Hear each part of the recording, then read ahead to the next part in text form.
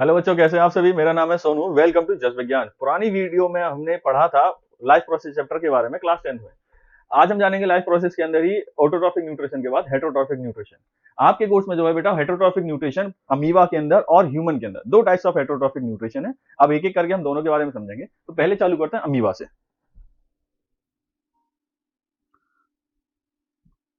यहाँ से तो अमीबा के बारे में बेटा न्यूट्रिशन पढ़ने से पहले पहले हम थोड़ा सा समझ लेते हैं कि अमीबा है क्या। क्या है अमीबा। बेसिकली न्यूट्रिशन जानने से पहले थोड़ा सा हम इस अमीबा के बारे में समझ लेते हैं। बेटा अमीबा जो है एक यूनिसेलुलर ऑर्गेनिज्म है।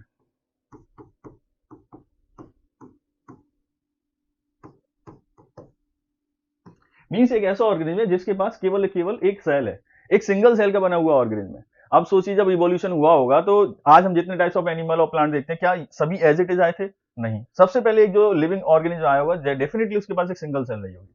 तो ऑर्गेनिज्म ये अमीबा जो है उसी टाइप का ऑर्गेनिज्म है। इसके पास केवल एक सेल है और ऐसे ऑर्गेनिज्म को क्या बोलते हैं बेटा? Unicellular organism. नंबर दो, एक एक्वाटिक ऑर्गेनिज्म है।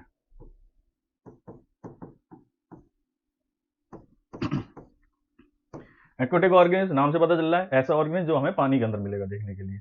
राइट। कभी भी ऐसा नहीं मिलेगा कि ये ऑर्गेनिज्म आपको किसी बारात में या दावत में खाना खाते हुए घूमते हुए मिलेगा। नहीं, हमेशा पानी के अंदर मिलेगा एक्वाटिक ऑर्गेनिज्म। और क्या है बेटा इसके बारे में? ये एसिमेट्रिकल है।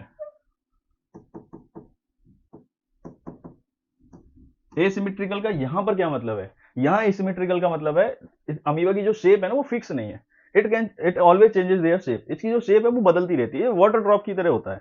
तो जब जिसका जहां मूवमेंट होता है इसके अंदर फ्लूइड का, साइटोप्लाज्म का, उसी हिसाब से इसकी जो है शेप बदलती रहती है। राइट। तो यहाँ एसिमेट्रिकल का बेसिकली क्या मीन है कि size of amoeba is not fixed. उसका जो शेप है और जो साइज है, shape basically shape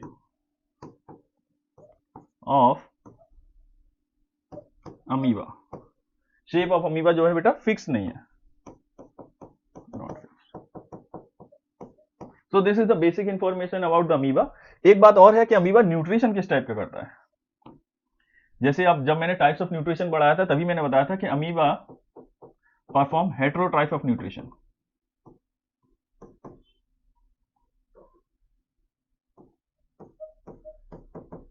heterotrophic nutrition. और second one, amoeba perform holozoic nutrition.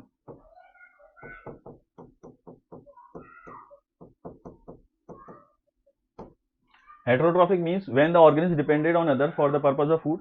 जब भी कोई ऑर्गेनिज्म किसी दूसरे ऑर्गेनिज्म से अपना फूड लेता है तो उसे क्या बोलते हैं? Heterotrophic nutrition. और होलोजोइक न्यूट्रिशन मैंने बताया था कि आपको होलोजोइक न्यूट्रिशन का मतलब क्या होता है? जब ऑर्गेनिज्म फूड को बॉडी के अंदर ले जाए और बॉडी के अंदर डाइजेस्ट करे, इसे क्या बोलते हैं? Holozoic types of nutrition.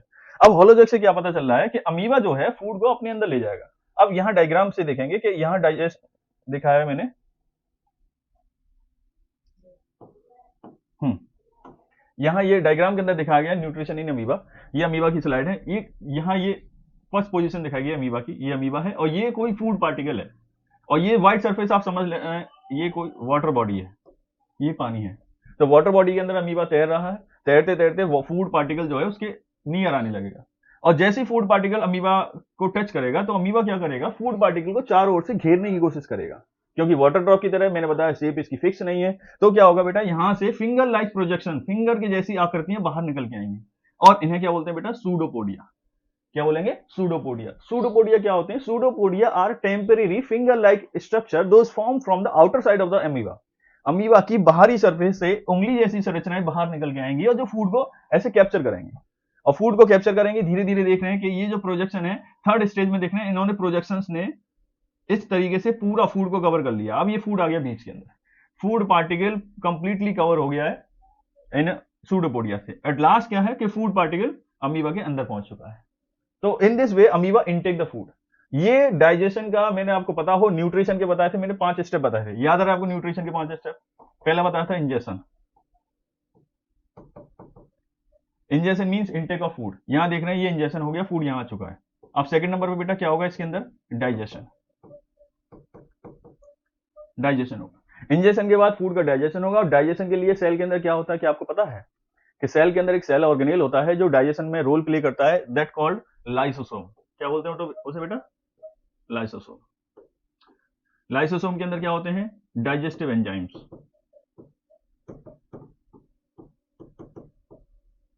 Digestive enzymes.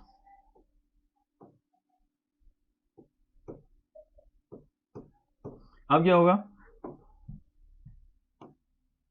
इस फूड के चारों ओर, रेड कलर से फूड है, इसके चारों ओर लाइसोसोम से चारों ओर से क्या कर लेंगे बेटा, कवर कर लेंगे। और पहले क्या होगा, फिर लाइसोसोम फूड का डाइजेशन करेंगे।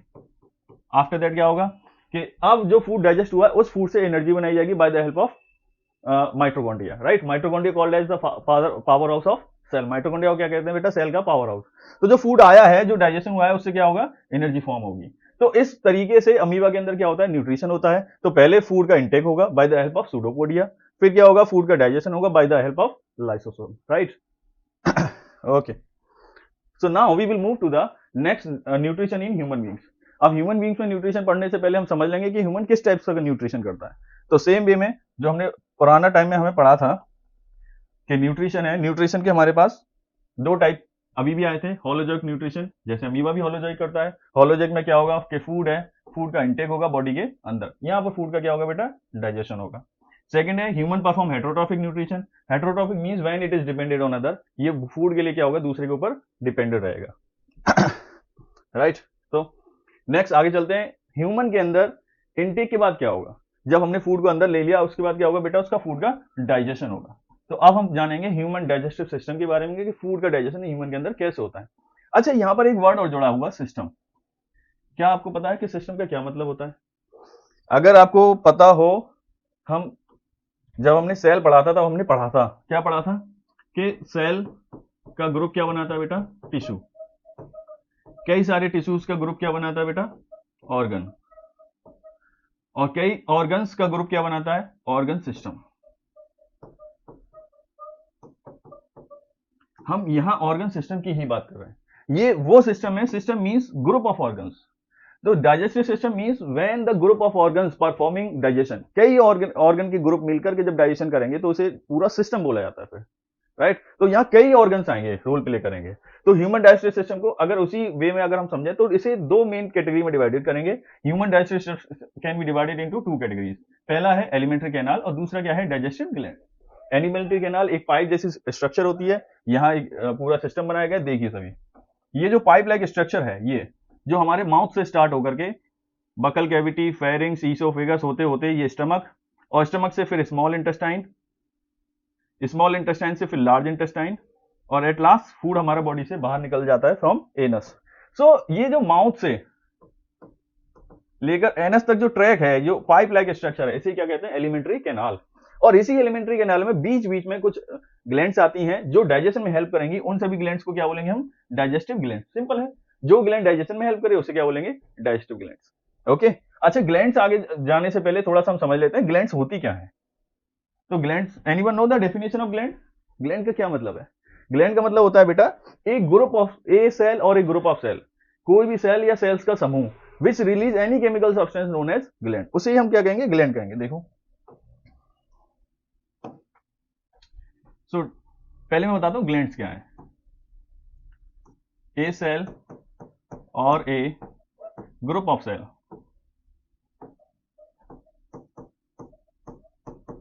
which releases any chemical substance।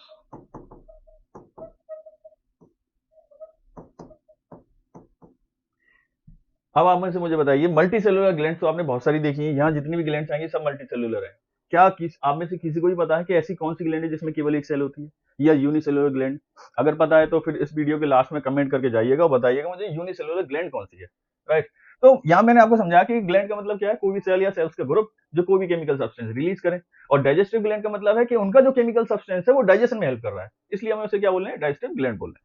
अब ये जो ग्लैंड्स हैं बेटा, ये टू टाइप्स की होती हैं, ये भी समझना बहुत जरूरी है। ये जो ग्लैंड्स हैं ये टू टाइप्स की होंगी, ग्लैंड्स होंगी टू टाइप्स की।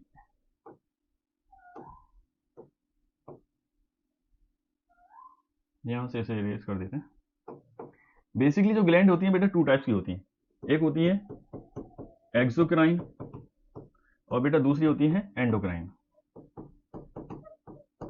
Exocrine also known as ducted glands और endocrine known as ductless gland.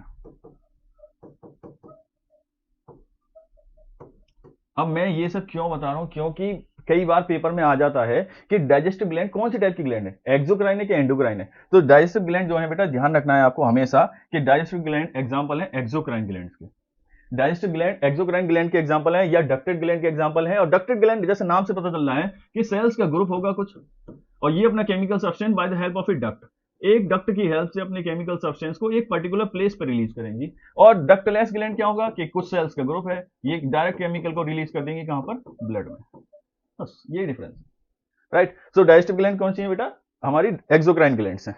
यहां तक सभी को क्लियर है। आगे चलते हैं एलिमेंट्री कैनाल। अब दोनों को हम डिटेल में पढ़ेंगे कि जो एलिमेंट्री कैनाल है, जो पाइप लाइक स्ट्रक्चर है, जिसके अंदर हमारा भोजन यहां से जाते हुए पूरी बॉडी में से पास आउट होते हुए, डाइजेस्ट होते हुए, एब्जॉर्ब होते हुए पूरे में जो ट्रैक पर चलेगा, उसी के बारे में हम आगे पढ़ेंगे कि एलिमेंट्री कैनाल में क्या क्या चीजें हैं, राइट। तो ये एक बेसिक स्ट्रक्चर है, जरा आप समझेंगे, एक बार यहां से समझ लेते हैं, फिर उसके बाद वन बाई वन सभी पार्ट्स को आएंगे। जैसे सबसे पहले जो डाइजेस्टिव ये है, दूसरा कलर लेते हैं, रेड, राइट। सो एलिमेंट्री कैनाल बेटा कहां से स्टार्ट होती है, माउथ से। माउथ के बाद फिर जो यहां पर अंदर एक कैविटी आती है जिसे बोलते हैं बेटा बकल कैविटी। बकल कैविटी के बाद आपको ये टर्न दिखाई दे रहा होगा, इस टर्न को बोलते हैं बेटा फेरिंग्स। फिर उसके बाद ये पाइप लाइक स्ट्रक्चर है, this is called oesophagus. Oesophagus also known as food pipe, इसे एक और नाम से भी जानते हैं, food pipe, right. Food pipe के बाद यहां पर एक ऐसा ये बैग लाइक स्ट्रक्चर दिख रहा होगा सभी को। ये जो बैग लाइक स्ट्रक्चर है, it is known as stomach. Stomach को बैग लाइक स्ट्रक्चर, या फिर कभी कभी बुक्स में लिखा रहता है J shape structure, J shape, J की शेप का। और उसके बाद स्टमक के बाद हम देखेंगे बहुत सारी पाइप लाइक स्ट्रक्चर फैला हुआ है। तो पाइप लाइक स्ट्रक्चर में देखा जाए, ये पूरा का पूरा क्या कहलाता है बेटा, इंटेस्टाइन। ये जो पूरा पाइप लाइक स्ट्रक्चर है, इसे बोलते हैं intestine.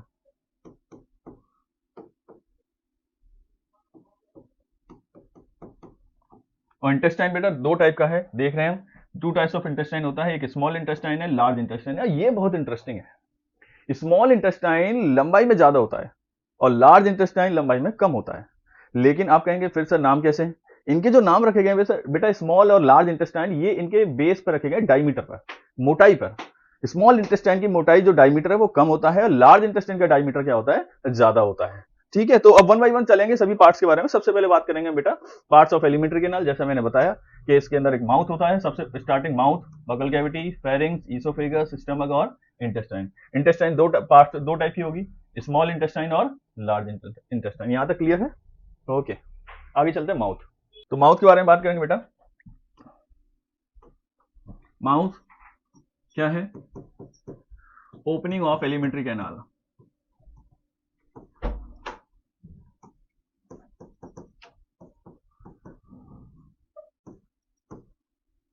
Opening of alimentary canal. अब यहां पर बेटा समझने वाली बात क्या है पता है, कि ये केवल ओपनिंग है। जैसे अब जब हमारी एलिमेंट्री कैनाल स्टार्ट होती है, तो ये जो फर्स्ट पार्ट है ना, मान लो ये एलिमेंट्री कैनाल है,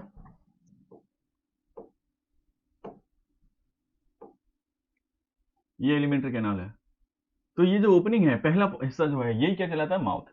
अब mouth opening of alimentary canal है, फर्स्ट पार्ट है, इसके साथ साथ ही it is form by one pair of lips. जो माउथ है, ये वाला जो हिस्सा है ना, इसे ही बोलते हैं बेटा माउथ। ज्यादातर बच्चे क्या समझते हैं कि माउथ का मतलब पूरा जहां अंदर हम खाने को चबा रहे हैं वो माउथ है। नहीं, माउथ का मतलब ओनली द ओपनिंग। जैसे घर है, हमारा रूम है, तो रूम का जो दरवाजा है ना बेटा, ऐसे ही हमारे अंदर जो है माउथ है। समझ में आ रहा है। तो माउथ का मतलब है केवल ये ओपनिंग, और it is form by one pair of lips. Mouth पे बेटा क्या पाया, क्या होते हैं यहां पर, one pair of lips, one pair of lips होंगे यहां पर। इनका क्या काम है बेटा, माउथ का क्या काम है, माउथ का काम होता है भोजन, फूड को इनटेक कराने में हेल्प करना। लिप्स का काम क्या होता है कि फूड चबाते समय फूड हमारा बाहर ना आ जाए, उसको रोकने में, ये लिप्स का काम है, right. Just behind the mouth, mouth के बिल्कुल पीछे एक कैविटी होती है, और उस कैविटी को क्या बोलते हैं बेटा, buccal cavity. So buccal cavity is found just behind the mouth. जैसे दरवाजे के बाद जो अंदर घुसेंगे, तो अंदर आने के बाद क्या होता है बेटा, ये चैम्बर होता है, जैसे हमारा ये रूम है। उसी तरीके से माउथ के बाद जस्ट पीछे क्या होगा, बकल कैविटी होगी। वो जो खाली जगह है जहां पर हमारी जीभ और हमारे जो दांत होते हैं, वो जो स्पेस एरिया है, उसे क्या कहते हैं बेटा, बकल कैविटी कहते हैं।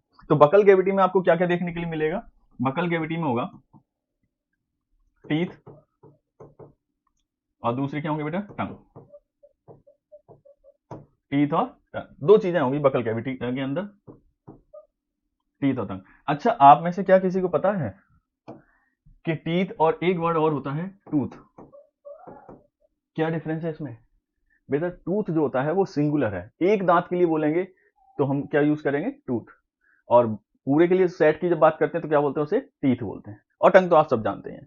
अच्छा, बकल कैविटी के अंदर होती है बेटा सलाइवरी ग्लैंड्स। इसी कैविटी के अंदर क्या होती हैं? सलाइवरी ग्लैंड्स या पाचन ग्रंथियां होती हैं। सलाइवरी लार ग्रंथियां बोलते हैं इनको, सॉरी, इनको क्या बोलते हैं बेटा? लार ग्रंथियां। ये कितनी होती हैं? 3 पेयर। 3 पेयर सलाइवरी ग्लैंड्स होंगी। थोड़ा सा हम समझ लेते हैं कि क्या होता है इसके अंदर।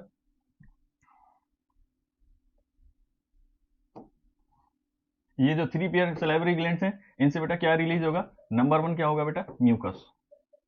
म्यूकस क्या है? म्यूकस पानी जैसा गाढ़ा चिपचिपा और स्लिपरी पदार्थ है। एक ऐसा गाढ़ा पदार्थ होता है जिसपे चीजें फिसलने में हेल्प करती हैं। तो जब हम खाना खाते हैं तो खाने को निगलने में क्या होता है? जो म्यूकस हमें हेल्प करता है, राइट। तो म्यूकस पानी जैसा, जैसे ग्लिसरीन होती है ना, उसी जैसा है म्यूकस। दूसरा क्या होता है? सब बहुत इंपॉर्टेंट, इसके अंदर एक एंजाइम होता है, एक एंजाइम है जिसे क्या बोलते हैं बेटा? Salivary amylase.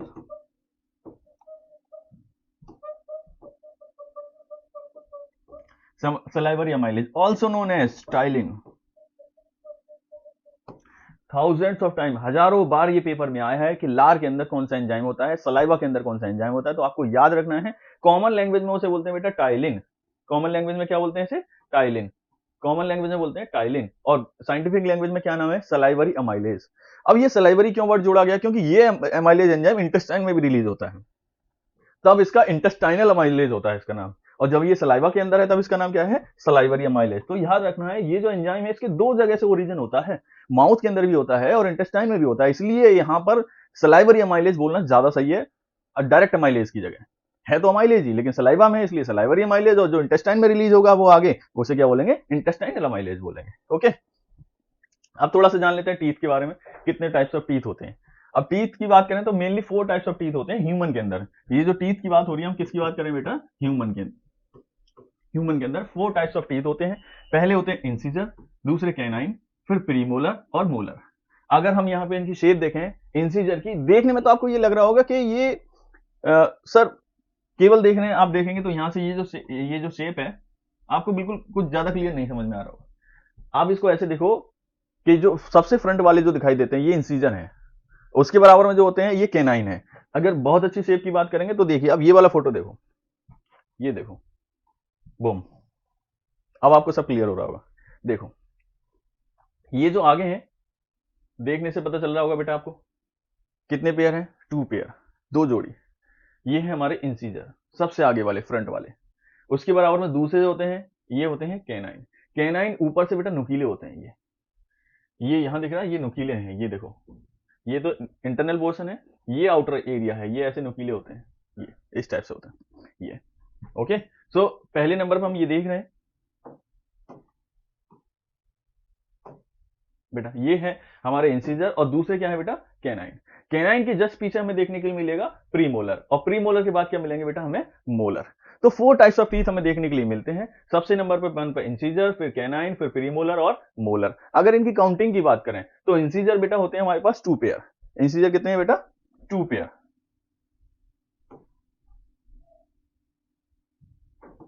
इंसिजर होंगे 2 पेयर, कैनाइन होंगे 1 पेयर, प्रीमोलर 2 पेयर और मोलर 3 पेयर। तो 2 पेयर, 1 पेयर। अब इसको ऐसे याद करना क्या है, आपको बड़ा टिपिकल लगेगा, लेकिन आप बस इसको ऐसे देखिए कि 2 पेयर का मतलब क्या है कि ये 2 जोड़ी है हमारे पास। बाकी आप काउंटिंग याद रखो, 1 2 3 ऐसे याद रखो। पहले 2 है, उसके बाद क्या आ जाएगा बेटा? 1 2 3। तो इस टाइप से क्या याद रखेंगे हम? हाँ, तो हम बात कर रहे थे कि कितने, कौन सा टीथ हमारे पास कितने पेयर होते हैं। तो इंसिजर 2 पेयर होते हैं, कैनाइन 1 पेयर होते हैं, फिर प्रीमोलर 2 पेयर होंगे, मोलर 3 पेयर होंगे। तो आप याद रखने का सीधा तरीका ये है बेटा, आप ऐसे याद रखो कि पहले वाले याद रखो ये 2 पेयर है, उसके बाद देखेंगे सीधा काउंटिंग 1 2 और 3, राइट। तो ये अगर आप पूरे जॉ की बात करेंगे तो ये मान लो ये लोअर जॉ है, लोअर जॉ है, और इस वैसे होगा अपर जॉ। तो लोअर जॉ अपर जॉ से बनता है हमारा टीथ फॉर्मूला। क्या बनेगा? Teeth formula.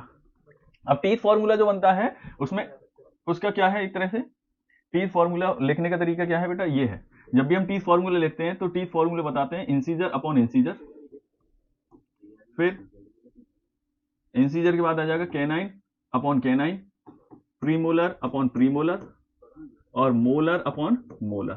इस टाइप से हम लिखते हैं हमारा टीथ फॉर्मूला। और ह्यूमन के केस में क्या है और क्या रहेगा टीथ फॉर्मूला, ह्यूमन के केस में टीथ फॉर्मूला रहेगा 2 1 2 3, 2 1 2 3।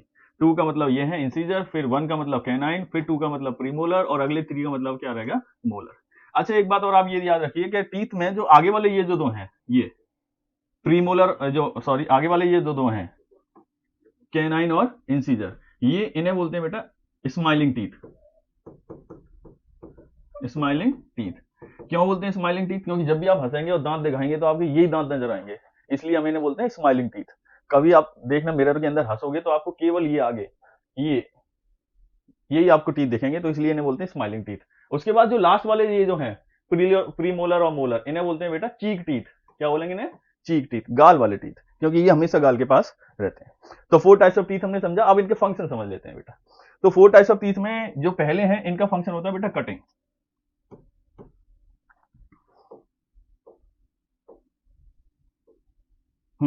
इंसीजर का काम क्या होता है बेटा, कट करना।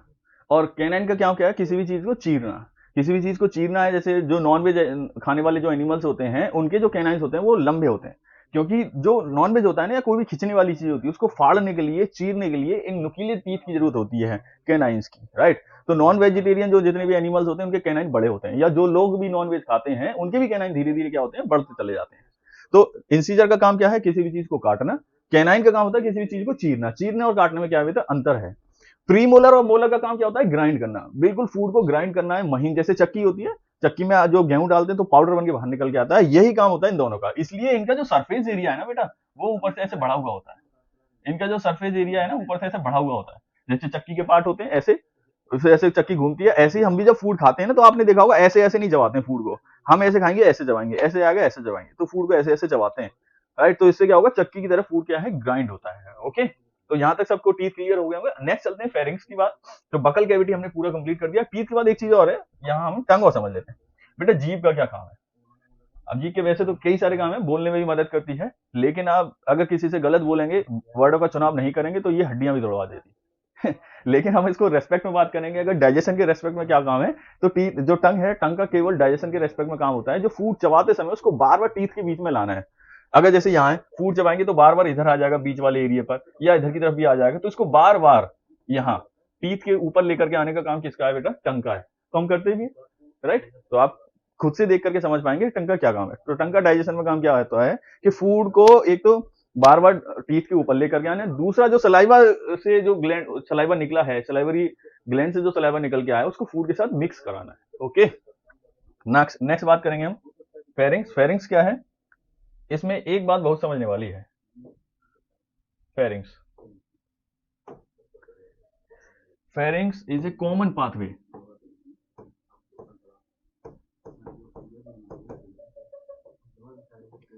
Pathway for air and food.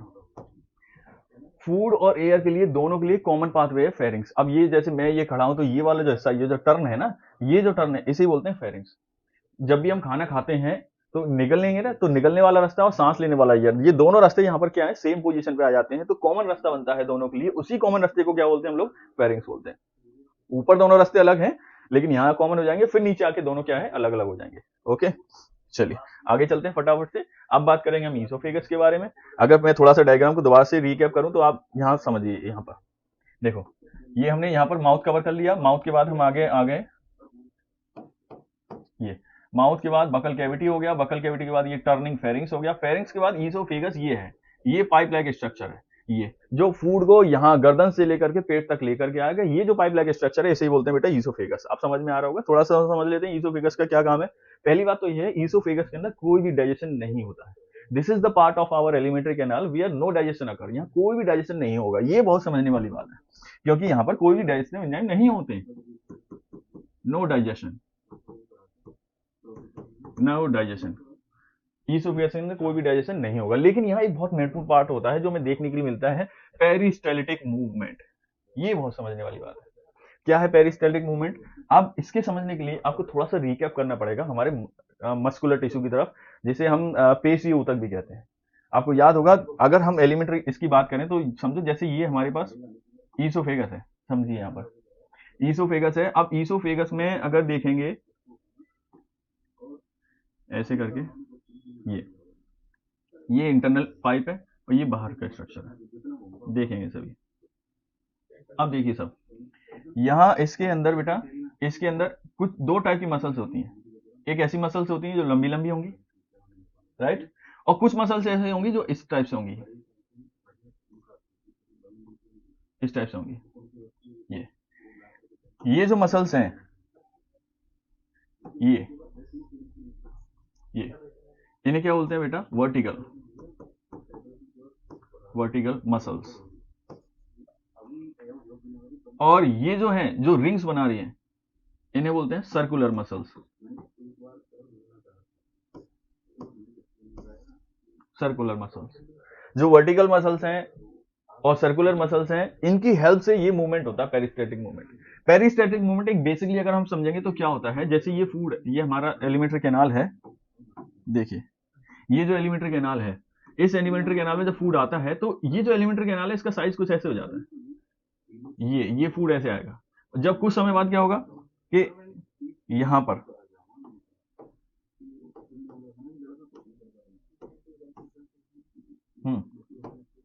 तो ये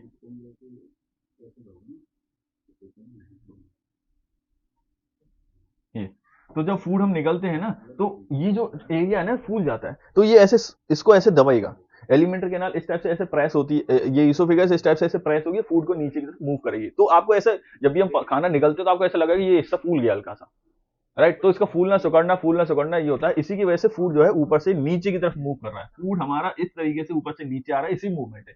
एक सिंपल अगर आप देखेंगे तो अगर जैसे यहाँ पर कोई भी चीज है, अगर आप इसको ऐसे ऊपर से दबाएंगे तो ये बॉल नीचे की तरफ आएगी कि नहीं आएगी? और यही एक रिदमिक मूवमेंट होता है, from upward to downward, it is known as peristaltic movement.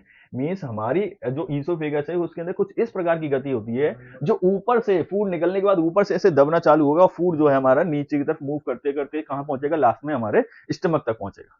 इसी की हेल्प से है कि आप कभी कोशिश भी करोगे, लेट के भी खाना खाओगे तो भी खाना आपका क्या है? स्टमक तक जाएगा। उल्टा लटक के भी खाना खाओगे तो भी खाना स्टमक तक ही जाएगा, क्योंकि ड्यू टू दिस मूवमेंट। आप ऐसा ना समझे कि आप खड़े होकर खाना खा रहे हैं या बैठ के खाना खा रहे हैं तो खाना ग्रेविटी के कारण नीचे जा रहा है, नहीं। हमारी इसोफेगस के अंदर एक स्पेशल टाइप्स ऑफ मूवमेंट है जिसे बोलते हैं पेरिस्टैल्टिक मूवमेंट, जिसमें एक तरफ से मसल्स ऐसे सुकड़ने और फैलने लगती हैं। अब आप समझेंगे कौन सी मसल्स के थ्रू हो रहा है। अब यहाँ पर डायग्राम से आप क्या मुझे बता पाएंगे कि कौन सी मसल्स के कॉन्ट्रेक्शन से और रिलैक्सेशन से, कि कौन सी मसल्स के सुकड़ने और फैलने से ये मूवमेंट हो पा रहा है? डायग्राम को जरा गौर से देखिए तो आपको पता चलेगा कि ये जो मूवमेंट है, फूड जो है ऊपर से नीचे जा रहा है, यहाँ कोई भी फूड है अगर वो ऊपर से नीचे जाएगा तो वो सर्कुलर मसल्स के मूवमेंट से आएगा। सर्कुलर मसल्स, ये जो पाइप लाइक स्ट्रक्चर उसमें ऊपर से ऐसे दबेंगी, तो राउंड राउंड मसल्स क्या है? सर्कुलर मसल्स है, नाम से पता चल रहा है सर्कुलर, राइट। ये सर्कल के फॉर्म में है, इसलिए इन्हें बोलते हैं सर्कुलर मसल्स। इन्हीं की वजह से ये पेरिस्टैल्टिक मूवमेंट होता है। तो क्या है पेरिस्टैल्टिक मूवमेंट? अगर एक डेफिनेशन में हम इसको लिखेंगे तो इसे लिखेंगे बेटा rhythmic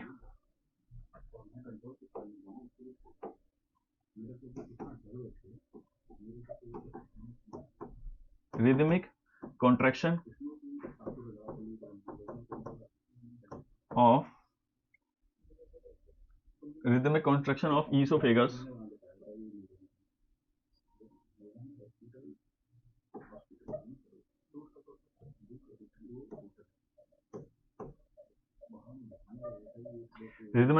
of esophagus from upward to downward, ऊपर से नीचे की तरफ जो रिदमिक कॉन्ट्रैक्शन होगा उसे क्या कहते हैं बेटा? पेरिस्टैटिक मूवमेंट। उसके बाद आगे बात करेंगे स्टमक। स्टमक एक बहुत मेन इंपॉर्टेंट पार्ट है हमारे एलिमेंट्री कैनाल का, क्योंकि स्टमक का क्या है बेटा? Stomach temporary store the food. पहला काम क्या है? Temporary store food. क्योंकि हम जानते हैं जब हम खाना खाते हैं, कहीं दावत में जाते हैं या घर पे भी खाते हैं, तो आप डायरेक्ट खा एकदम से बिट बाई बिट क्या है, टुकड़े टुकड़े तोड़ तोड़ के धीरे धीरे खा के इकट्ठा हो जाएगा। क्या सेम टाइम डाइजेशन भी हो रहा है जैसे हम खा रहे हैं? नहीं, डाइजेशन में समय लगेगा। तो आप फूड लेकर के एक स्पेशल जगह पर क्या है कुछ देर के लिए इसको स्टोर करते हैं, फिर धीरे धीरे वहां से थोड़ा थोड़ा फूड जो है इंटेस्टाइन में जाएगा और डाइजेशन की तरफ क्या है प्रोसेस आगे चलता रहता है। तो स्टमक के अंदर कुछ देर के लिए फूड क्या है हमारा स्टोर रहेगा, ऐसा नहीं डाइजेशन नहीं होगा, डाइजेशन भी होगा, लेकिन एक टेम्परेरी स्टोरेज साइड भी है, राइट। क्योंकि हम ऐसा नहीं है कि एक बिट खाया, एक हमने एक टुकड़ा खाया और खाने के बाद उसको चबा के अब हम इंतजार कर रहे हैं कि पहले वो डाइजेस्ट हो जाएगा फिर हम दूसरा बाइट खाएंगे, ऐसा तो नहीं है, राइट। सो टेम्परेरी स्टोरेज साइड क्या है, ये है। और एक इसके बारे में एक और है, ये जे शेप होता है, ये जे शेप स्ट्रक्चर है, जे शेप स्ट्रक्चर है। कभी कभी एग्जाम्स में आता है इसलिए लिखा है ये जे शेप स्ट्रक्चर भी होता है। ये है हमारा स्टमक, अगर आप देखेंगे तो ये ऊपर से बेटा ईसोफेगस है, ये ईसोफेगस, ईसोफेगस यहाँ पर ये इस दिख रहा है ये, इसलिए इसको ऐसे जे शेप बोलते हैं। ओके, तो ये स्टमक है। अब स्टमक के अंदर आपको समझना है इसके मेन क्या है, तीन पार्ट होंगे, फंडस होगा, कार्डियक होगा और पाइलोरिक होगा। अब स्टमक की खास बात क्या है कि यहाँ स्टोरेज साइड भी है और इसके अंदर कुछ ग्लैंड्स भी है जिनसे क्या होगा कुछ एंजाइम्स रिलीज होंगे जिन्हें कॉमनली क्या कहते हैं बेटा, गैस्ट, इस ग्लैंड को बोलते हैं गैस्ट्रिक ग्लैंड, और इससे जो एंजाइम रिलीज होंगे उससे कॉमनली कहते हैं गैस्ट्रिक जूस, गैस्ट्रिक जूस। अब गैस्ट्रिक जूस के अंदर आपको तीन चीजें देखने को नहीं मिलेंगी। नंबर वन बेटा क्या मिलेगा, म्यूकस। सेकंड क्या मिलेगा इसके अंदर बेटा हमें HCl, और थर्ड क्या मिलेगा हमें इसके अंदर, पेप्सिनोजेन।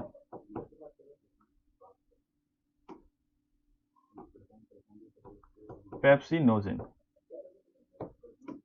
तो स्टमक के अंदर बेसिस ग्लैंड्स हैं, उन्हें क्या होते हैं, गैस्ट्रिक ग्लैंड्स कहते हैं। गैस्ट्रिक ग्लैंड्स के अंदर देखा जाए तो उनसे निकलता है गैस्ट्रिक जूस, और गैस्ट्रिक जूस के अंदर होती हैं तीन चीजें। पहला होता है म्यूकस, दूसरा HCl और तीसरा क्या है, पेप्सिनोजेन। म्यूकस क्या है, mucus will make the coating, मैं अब डिफरेंट डिफरेंट कलर से बना रहा हूं। ये जो वॉल है यहां देखेंगे, ये जो वॉल है इस स्टमक की इंटरनल लाइनिंग पर आपको क्या मिलेगा बेटा, म्यूकस मिलेगा, ये म्यूकस है। ये स्टमक की इंटरनल लाइनिंग पे क्या मिलेगा आपको, म्यूकस मिलेगा। म्यूकस, ये म्यूकस है इतना, आप समझिए ये पूरा का पूरा क्या बेटा, म्यूकस है। This is the mucus, inner lining of stomach is covered by the mucus. हम फंक्शन भी समझेंगे सबका। म्यूकस का चलो समझ लेते हैं। म्यूकस का क्या फंक्शन है कि जो इसके अंदर HCl है, बीच में है यहाँ पर HCl, HCl से इसकी वॉल को प्रोटेक्ट करना है। HCl एक एसिड है, और एसिड जो हम जानते हैं कि हाथों को जला देता है, हमारी मसल्स को, स्किन को जला देता है। तो स्टमक के अंदर अगर एसिड है तो वो स्टमक को भी जला देगा, और स्टमक को जलने से बचाना है तो हम क्या क्या होता है हमारे पास यहाँ पर म्यूकस लगा हुआ है। तो HCl से उसको बचाना है स्टमक वॉल को, तो हम क्या यूज करेंगे, यहाँ क्या होता है हमारे पास, यहाँ पर म्यूकस होता है। अच्छा, HCl का क्या क्या सबसे एक एक करके मैं सबके वर्क लिख लेता हूँ। देखो यहाँ लिख लेते हैं, चलो सबसे पहले म्यूकस। म्यूकस का क्या वर्क है, protect from HCl and pepsin. ये अभी समझेंगे कि पेप्सिन क्यों लिखा है मैंने। दूसरा क्या है हमारे पास, HCl। HCl का काम क्या है बेटा, kill pathogen, kill pathogen in food. Food के अंदर जो पैथोजन आएंगे उन्हें क्या कर देना है, किल कर देना है। और दूसरा एक और वर्क भी है बेटा इसका, क्या है, एक्टिवेशन ऑफ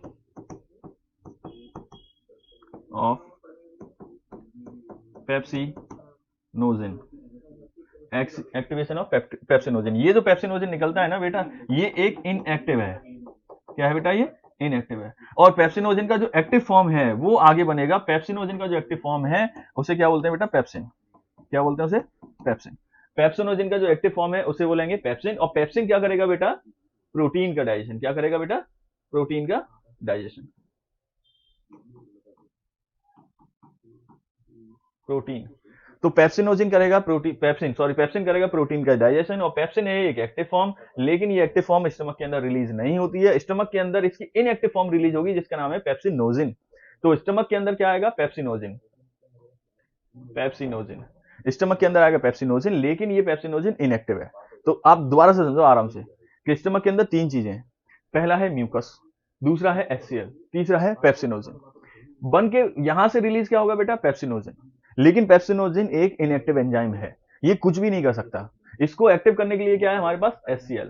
HCl पेप्सिनोजेन को जो इनएक्टिव फॉर्म है उसको पेप्सिन में बदल देगा। और पेप्सिन क्या है, एक एक्टिव फॉर्म है, और जैसे ही एक्टिव बनेगा तो किसका डाइजेशन चालू कर देगा बेटा, प्रोटीन का डाइजेशन कर देगा। अब एक बात आप समझिए कि ये जो स्टमक है ये भी तो प्रोटीन का बना है, हमारी पूरी की पूरी बॉडी प्रोटीन की बनी है। अगर ये एंजाइम एक्टिव हो चुका है, प्रोटीन को डाइजेस्ट कर रहा है, तो फिर क्या होगा? हाँ, कि हमारा स्टमक भी डाइजेस्ट हो जाएगा। तो स्टमक को बचाने के लिए एक तो स्टमक को हमें एचसीएल से बचाना है, तेजाब जला देगा, एचसीएल एक तेजाब है और एक पावरफुल तेजाब है। इससे बचाने के लिए क्या है? म्यूकस है। और उसी के साथ साथ म्यूकस से के साथ साथ हमें हमारे स्टमक को पेप्सिन से ही बचाना है, क्योंकि स्टमक किसका बना है बेटा? प्रोटीन का बना है। और ये प्रोटीन को डाइजेस्ट कर रहा है। डाइजेशन का मतलब मैंने बताया था, उसको गला के बिल्कुल पानी जैसा बना देना। स्टमक को पानी जैसा बना देगा तो फिर तो सभी खत्म हो जाएगा, राइट? तो ये हमारे गैस्ट्रिक ग्लैंड से निकलने वाले सिक्रीशंस के अंदर की बात हो गई। अब आगे की तरफ चलते हैं बेटा। अब बात करेंगे लिवर। लिवर भी एक डाइजेस्टिव ग्लैंड है। अगर डायग्राम देखेंगे तो ये जैसे स्टमक है, तो स्टमक के पास ही आपको ये देखने के लिए मिलेगा, ये लिवर है। देखो बेटा, ये लिवर है। तो लिवर भी एक हमारी क्या है, एक डाइजेशन में हेल्प कर रही है। लिवर से क्या रिलीज होगा बेटा? यहाँ पर लिवर से रिलीज होगा bile juice. Bile juice liver से रिलीज होगा बाइल जूस। और बाइल जूस के बारे में क्या खास बात है बेटा? बाइल जूस के बारे में बहुत सारी खास बातें। पहली खास बात, जैसे मैंने ऊपर लिखा है, फॉर्म बाई लिवर। दूसरा क्या है? Store in gall bladder. Gall bladder बनेगा कहां पर? लिवर में। स्टोर कहां होगा? गॉल ब्लैडर के अंदर। और रिलीज कहां होगा? Release in small intestine.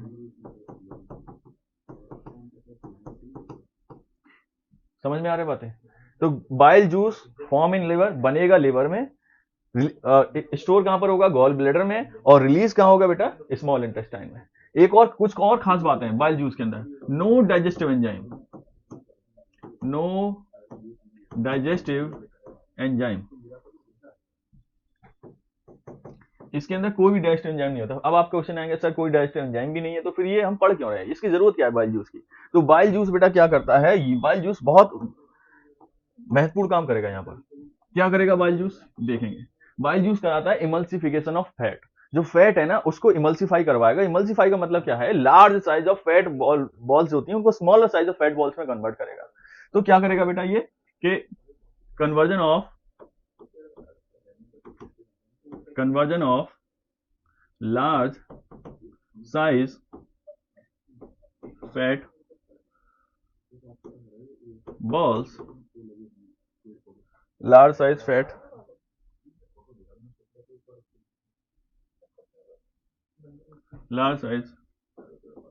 fat balls into small size fat balls। इसका क्या मतलब है ये समझेंगे। देखो आप समझो, जब भी रोटी है हम उसको पचाना चाहते हैं तो हम उसको क्या करेंगे? पीसेस में तोड़ते हैं, फिर चबाते हैं। चबाने के बाद अगर कोई भी फूड है उसके एक बार दो या दो से अधिक या 4-5 टुकड़े कर दोगे तो वो हमेशा टूटा रहेगा। लेकिन फैट के साथ समस्या है। आप करके देखिएगा, जब फैट की कोई ग्लोब्यूल है, फैट आप जगह पानी में डाल दोगे तो उसका एक बॉल सी बन जाएगी। आप उस बॉल को 2 टुकड़ों में करोगे, 4 टुकड़ों में करोगे तो आप देखो कुछ देर बाद फिर से सभी बॉल्स जुड़ जाएंगी। तो फिर उसका डाइजेशन कैसे होगा फैट का? फैट को तो आप कितना भी चबाओ, थोड़ी देर सेटल होने के बाद क्या वो फिर से सारी बॉल जुड़ जाएंगी, फिर से वो एक हो जाएगा। अब ऐसे केस में उसका डाइजेशन क्या है? इम्पॉसिबल हो जाएगा।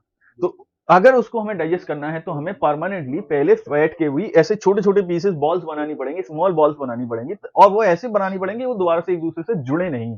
और दैट्स कॉल्ड एज इमल्सिफिकेशन। उसे इमल्सिफिकेशन बोलेंगे, conversion of large size fat balls into the smaller size fat balls.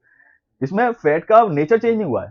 जो फैट है, जो हमारा ऑयल है ना, वो बदला नहीं है। ऑयल जो है वो उसी फॉर्म में अभी भी, उसका कोई कन्वर्जन नहीं हुआ है।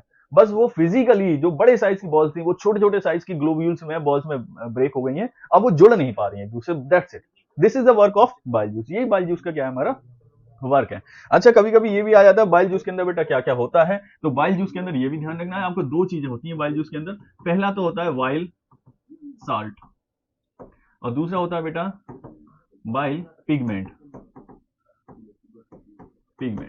तो बाइल सॉल्ट का मेनली काम होता है ये परफॉर्म करना, और बाइल पिगमेंट क्या करता है? जो हमारा अनडाइजेस्टेड फूड है उसको जो कलर देता है वो वाइल पिगमेंट देता है। वाइल पिगमेंट अगर आप डिटेल में आगे फर्दर क्लासेस में पढ़ोगे, हायर क्लासेस में पढ़ोगे, तो आपको पता चलेगा बाइल पिगमेंट एक अननेसेसरी और ये कह सकते हैं एक तरह से एक्सक्रीटरी प्रोडक्ट है। उसको बॉडी से बाहर निकालना है तो हमारी बॉडी उसको बाइल पिगमेंट बना करके इंटेस्टाइन में रिलीज कर देती है। ओके, तो बाइल जूस हमने समझा, ये बहुत महत्वपूर्ण है बेटा, इससे हमेशा क्वेश्चन आते हैं। तो bile juice form in liver, store in gall bladder, releases into the small intestine. Function क्या है? कि conversion of large size fat molecules into the smaller size fat molecules. And this process also no, इस process का एक special नाम है, that process called emulsification of fat. Emulsification of fat. यहां तक सभी को क्लियर है? उसके बाद यहां से बाइल जूस को क्या है, लिवर से बनते हुए यहां छोड़ा जाएगा स्मॉल इंटेस्टाइन के अंदर। यहां पर ये दिख रहा है आपको लिवर, ये लिवर यहां से होते हुए स्मॉल इंटेस्टाइन के अंदर बाइल जूस को रिलीज कर दिया जाएगा। इसी के साथ एक और ग्लैंड होती है जो ग्रीन कलर की, आपको यहां डायग्राम में दिखाई है मैंने, यहां पर ये स्टमक के पीछे आपको देखो दिख रही होगी ग्रीन कलर की, ये कैसे पत्ती जैसी स्ट्रक्चर है, लीफ जैसी स्ट्रक्चर है।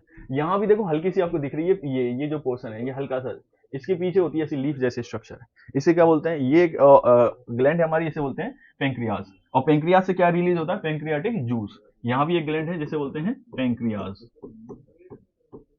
पेंक्रियाज क्या है, पेंक्रियाज लीफ लाइक स्ट्रक्चर है, लीफ लाइक स्ट्रक्चर। ये लीफ लाइक क्या है, स्ट्रक्चर है। It is also known as mixed gland, it is also known as mixed gland. Mixed gland आपको मैंने बताया था थोड़ी देर पहले पढ़ाया था, ग्लैंड दो टाइप की थी, एंडोक्राइन एक्सोक्राइन। लेकिन ये एक ऐसी ग्लैंड है जो एंडोक्राइन का भी फंक्शन करती है और एक्सोक्राइन का भी फंक्शन करती है। आप पढ़ेंगे इंसुलिन हार्मोन के बारे में, तो इंसुलिन हार्मोन इसी पेंक्रियाज ग्लैंड से रिलीज होता है। तो इंसुलिन हार्मोन क्या है, हार्मोन है, ग्लैंड से रिलीज होगा तब ये एंडोक्राइन की तरह वर्क करती है, और यहां पर ये एक्सोक्राइन की तरह वर्क कर रही है, राइट। इससे भी कुछ एंजाइम्स का ग्रुप निकलता है जिन्हें क्या बोलते हैं, पेंक्रियाटिक जूस। और पेंक्रियाटिक जूस भी क्या करता है बेटा, फूड को और स्मॉलर पीसेस में क्या करता है, ब्रेक करता है। पेंक्रियाटिक जूस भी releases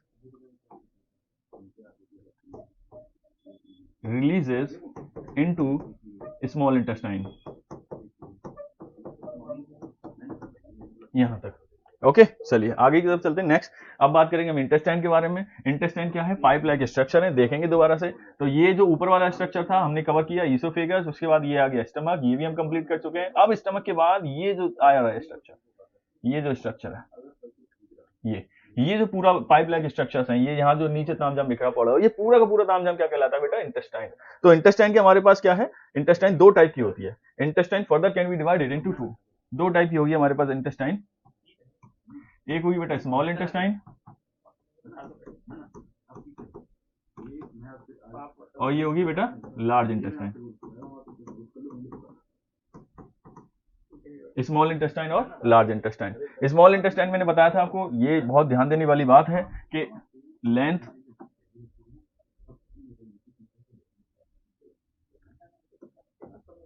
लेंथ इसकी क्या होती है, मोर होती है, और जो डायमीटर है क्या होता है, लेस होता है। और ये लार्ज में क्या है बेटा, अपोजिट होगा, लेंथ क्या है, लेस होगी, और डायमीटर क्या होगा, मोर होगा। ये ध्यान रखना है आपको। एक बात और याद रखनी है कि यहां पर ये मैक्सिमम डाइजेशन बेटा, ये देखो ये बहुत समझना है। एक मिनट इसको रिलीज कर, यहां से इरेज कर देते हैं। ये स्मॉल इंटेस्टाइन के क्या है, तीन पार्ट है। ड्यूडिनम मींस पहला ये जो पार्ट है, ये जो पार्ट है, ये जो टर्न वाला हिस्सा है, ये जो पूरा मैंने ब्लू से बनाया है, यहां से लेकर के यहां तक, ये जो पूरा टर्न हिस्सा है, ये से बोलते हैं duodenum. Duodenum is the first part of small intestine. Small intestine का पहला हिस्सा है। ड्यूडिनम के बाद दूसरा मिलेगा आपको जेजीनम, जो पूरा ब्लू कलर से बना है, ये पूरा जेजीनम है। और ये इसके बाद इलियम, जो यहाँ पर ग्रीन कलर से बना है, ये पूरा इलियम है। और इसके बाद ही यहां से इलियम ज्वाइंट हो जाता है यहां पर लार्ज इंटेस्टाइन में। ये जो आपको दिख रहा है, ये जो हिस्सा दिख रहा है, ये पूरा का पूरा क्या है बेटा, लार्ज इंटेस्टाइन है। ये लार्ज इंटेस्टाइन है। तो लार्ज इंटेस्टाइन के भी अपने कुछ हिस्से, इसे बोलते हैं सीकम। पहला हिस्सा क्या कहलाएगा बेटा, सीकम। और ये जो दूसरा है, ये जो इस कलर येलो कलर वाला क्या है, सीकम है। उसके बाद ये ब्राउन कलर में ये कोलोन है, और लास्ट में ये वाला हिस्सा क्या कहलाएगा बेटा, रेक्टम कहलाएगा। यहां समझने वाली बात ये है कि small intestine is a very important part here the maximum digestion, maximum digestion. तो मैक्सिमम डाइजेशन आपको याद रखना, पेपर में आया कि मैक्सिमम डाइजेशन कहां होता है, तो आपको बताना है कि मैक्सिमम डाइजेशन जो है बेटा स्मॉल इंटेस्टाइन के अंदर होता है। और इसके साथ साथ मैक्सिमम डाइजेशन के बाद यहां पर मैक्सिमम एब्जॉर्प्शन ऑफ फूड, जो भी फूड डाइजेस्ट होगा उसका मैक्सिमम एब्जॉर्प्शन भी हमारा स्मॉल इंटेस्टाइन में ही होगा। So small intestine is a very important part. ये सबसे लंबा भी है, सबसे ज्यादा डाइजेशन, सबसे ज्यादा एब्जॉर्प्शन स्मॉल इंटेस्टाइन में होता है। स्मॉल इंटेस्टाइन में ही क्या है, हमारा बाइल जूस को रिलीज किया जाएगा। ओके उसके बाद लार्ज इंटेस्टाइन। लार्ज इंटेस्टाइन का बेटा क्या काम है, लार्ज इंटेस्टाइन का काम क्या होता है कि पूरा डाइजेशन के बाद काम की चीजें एब्जॉर्ब हो चुकी हैं, उसमें से प्रोटीन, विटामिन, फैट, जितने भी डाइजेस्टेड प्रोडक्ट है वो सब एब्जॉर्ब कर लिया। एब्जॉर्ब होने के बाद उसके अंदर बचता है वाटर। सो लार्ज इंटेस्टाइन में बेटा काम क्या है कि maximum absorption of water. Large intestine में मैक्सिमम होगा एब्जॉर्प्शन ऑफ वाटर। जो अब हमारे फूड के अंदर जितना भी पानी है उसका पूरा का पूरा एब्जॉर्प्शन क्या होगा बेटा, पूरा नहीं, मैक्सिमम एब्जॉर्प्शन क्या होगा लार्ज इंटेस्टाइन के अंदर। स्मॉल इंटेस्टाइन के अंदर मैंने क्या बताया आपको, क्या होगा, मैक्सिमम डाइजेशन, या फिर ये भी कह सकते हैं digestion complete in small intestine, है ना। एक बात और समझेंगे यहां पर, मैंने क्या बताया, मैक्सिमम एब्जॉर्प्शन,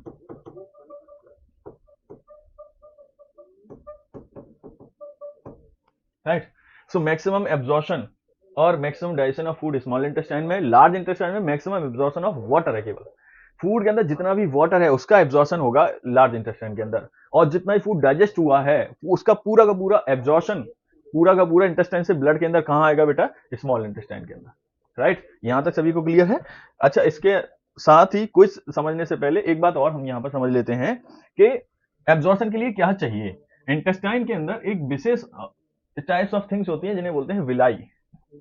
विलाई इंटेस्टाइन के अंदर मिलेंगे आपको फिंगर लाइक प्रोजेक्शंस, और इन्हें बोलते हैं villi. Villi help in absorption of digested food and water.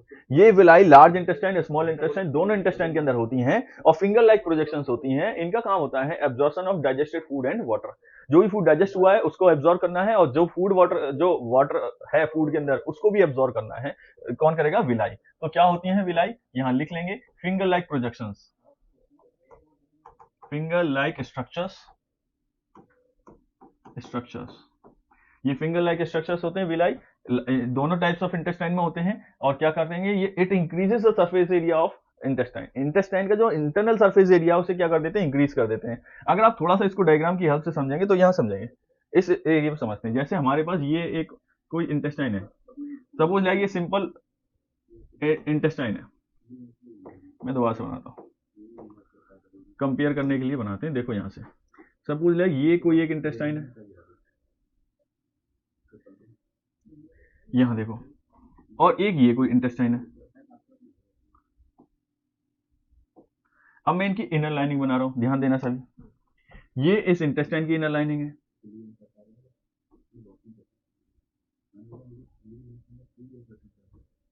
देखो यहां देखो। अगर यहां देखेंगे तो यहां ऐसे फिंगर लाइक प्रोजेक्शंस, ये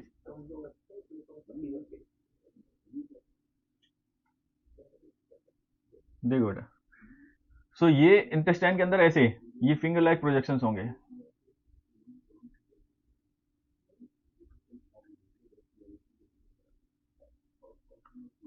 देखो अब मुझे देखिए, मुझे एक बात बताइए आप सभी देख करके, जैसे ये कोई फूड है, यहाँ कोई फूड है, इसको एब्जॉर्ब यहाँ आने के लिए क्या है, केवल इतना ही सरफेस एरिया है। लेकिन यहाँ सोचिए यहाँ कोई फूड है, तो यहाँ से फूड, ये फूड यहाँ से भी आ सकता है ब्लड के अंदर, यहाँ से भी आ सकता है। तो फिंगर लाइक प्रोजेक्शंस हैं जो इंटरनल जो हमारी इंटेस्टाइन है उसका सरफेस एरिया बढ़ा दे रहे हैं। और बढ़ाने से क्या हो जा रहा है बेटा, सरफेस एरिया बढ़ने से एब्जॉर्प्शन की जो रेट है ना वो बढ़ जा रहा है ना। अब लास्ट में देखिए एक क्वेश्चन है, इस क्वेश्चन के साथ ही मैं इसको अपनी जो वीडियो है इसको फिनिश करेंगे बेटा। जो शाकाहारी एनिमल्स हैं जो वेज फूड को खाते हैं उनकी एलिमेंट्री कैनाल जो होती है वो साइज में बड़ी होती है, और जो नॉनवेज खाने वाले एनिमल्स हैं उनकी एलिमेंट्री कैनाल जो है साइज में छोटी होती है। आप मुझे बताएंगे क्यों। अगर आपको समझ में आ गया है तो उसके बाद आप वीडियोस में कमेंट करके बताएंगे कि इसका आंसर क्या है होना चाहिए और क्यों होना चाहिए, राइट।